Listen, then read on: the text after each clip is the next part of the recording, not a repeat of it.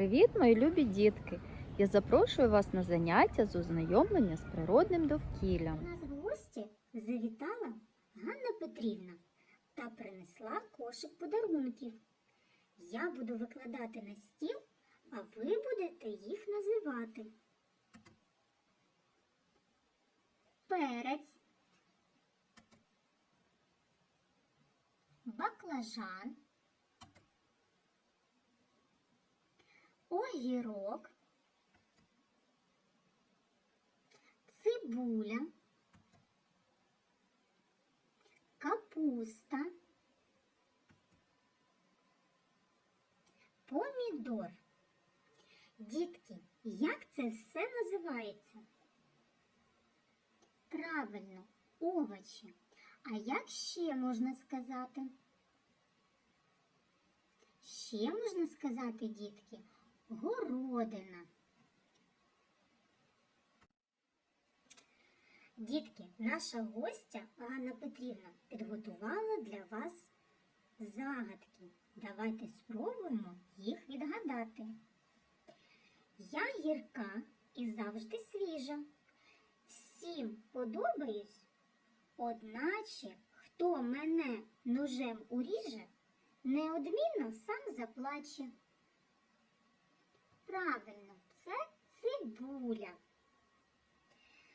Сидить баба, одягнулась, у 100 сорочок загорнулась, ціле літо достигає, до нас уборщик поспішає. Правильно, це капуста. В темній я живу коморі, а коса моя на дворі. Гарбузова я сестриця, мене звати? Правильно, це морква. Молодці, дітки. Дітки, а де наші овочі зростають? Так, правильно, на городі. А що роблять дорослі з овочами на городі? Так, правильно, копають, поливають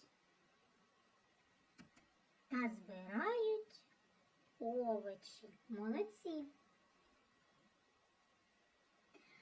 Дітки, наші овочі можуть зростати під землею або над землею. Давайте зараз з вами визначимо, які овочі в нас ростуть під землею, а які овочі ростуть над землею. Отже, спочатку ми познайомимося з овочами, які ростуть в землі. Це картопля, цибуля, морква, буряк. А які ж овочі в нас ростуть над землею? Це помідори, огірки,